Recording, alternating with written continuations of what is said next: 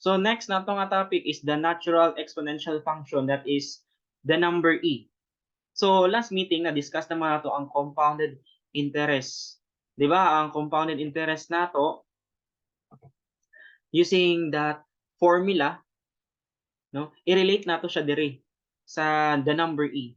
So the number e is defined as the value that 1 plus 1 over n to the power of n approaches as n becomes large.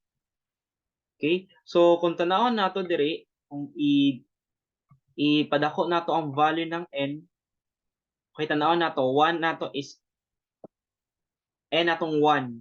So the answer is 2. Pagka 5, so dapat na-gets ni siya 1 plus 1 over 5 to the power of 5. Use your calculator na lang para makuha ninyo nila siya diretso, para dali ra mahuman. So kung mapansin nimo, kung nagkadako ang value sa n, unsay mong na-notice, naga-approximate siya sa 2.718. Nagadikit siya ni once the value of n is increasing in large values. Diba? Kung tanawon nimo, bahalag moabot pa ni million, billion, trillions, mudikit siya sa 2.7, mo approximate siya ana. So mo na ang ginatawag na e.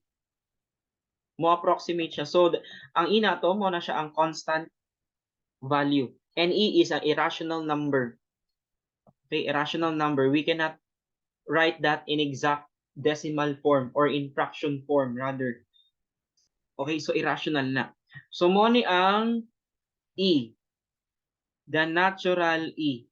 So karon pag gamiton nato ang natural number for that natural exponential function, we have now the following explanation or definition ani.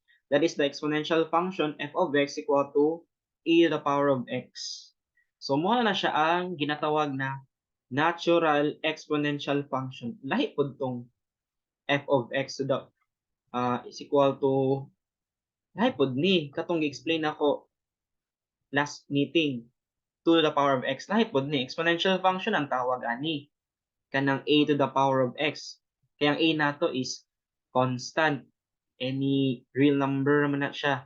Pero pag e, special man ang e, natural ang tawag ana. Okay? So pag tanaw nato sa e, mo ni siya the graph of the exponential function. Kaning color red, mo na siya. Okay? So ang ang boundary is na siya sa 2 to 3. Okay, kay 2.7 ba ang value sa e? 2.7 2.718. So nara siya between 2 to 3. Okay? So example, using calculator for natural exponential function, use your calculator ra jud ni. Dali ra man na. E to the power of 3, 20.08554. Calculator ra ni ha, from here to here. Dili na kay na siya lisod nga napakay i-solve. No need na. No, automatic, use your calculator para automatic magawa sa answer. Kay constant man na siya. 2 times e to the power of negative 0.53, 1.77 ay 1.17721. And then kani e to the power of 4.8 is 121.51. So sayon ra. Di ba kay calculator man nga to ang gibuhat. How about for graph para sa natural exponential function? So we have here the negative e to the power of negative x. And we have also 3 times e to the power of 0.5x. So sa pag-graph nato dire sa letter A, mo ni siya ang positive. Kay positive ba yang ato ang original graph para sa e to the power of x? Mo jud ni. Okay?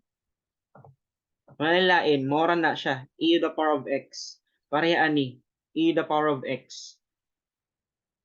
Kapag negative naman, syempre, decreasing rapidly na siya. No? So, symmetrical na siya. Kung diri ang graph para sa positive, ang negative paan na siya. Okay? Kabaliktaran niya. Okay? Reflect in the y-axis. Okay? So, para naman sa letter B naman, use table of values para maka-answer ka ani. So, ang may tabuan ikaw mamili kung sa may mga value sa x para i-substitute siya sa function nato or yung sa y. So, ikaw na bahala. Pwede negative 3, negative 2, pwede gali 1, 0, at saka negative 1 na lang para makabuo na dahil kang graph. Okay? So, ang ibig sabihin ani, dito ka sa x mag-substitute. So, ibig sabihin sa negative 3 nato, so may tabo 3 e to the power of 0.5. Okay, 0.5 times negative 3. Use your calculator na lang dayon para makuhanin mo ang 0.67. Kaya mo ng instruction ganina. Use your calculator na lang. Okay? So pag makabuhat kag mga plotting na, kani 0. Dali raman ni. 'Di ba? 3 e to the power of 0.5 times 0. Yeah, 0 man na. So 3 e to the power of 0. 3 na lang answer kay 1 raman ni. It's just 1. So 3 na siya. So mo na ang point diri. Okay? And mo ni ang graph. Paana jud ang graph? Of course kay positive man na nga tong exponent diri sa e. Okay? Pag negative, reflect nimo siya sa y-axis. Okay? So make sure nga kabalo jud mo gamit sa natural e nato. Okay? So ako lang ni skip ang ato ang mga word problems kay nga ako lang diri kay kabalo lang jud mo gamit sa exponential function. Okay? So next nato continue ta sa continuous compounded interest. And that is a formula of a of t is equal to p e the power of rt. So na-mention ako ni last time, ang a of t is the amount of after t years time, ang t, that is the number of years, ang r is the interest rate, and p is the principal. So sayun ra. Kay kanimong gud ang e, mo naman tong giingon na 1 plus, di ba? 1 over n. Di ba? Na-mention naman ni siya, nt. O dali ra kayo. So, kanang gisulat no ganina, mo na dayon tong e. Nara diri. Kani siya. Kana siya, it's just the e. Di ba? So, pag abot diri sa example, calculating the continuously compounded interest. So, we have here the 3 years. After 3 years, if $1,000 is invested at an interest rate of 12% per year, compounded continuously. So, the same ni siya sa section 4.1.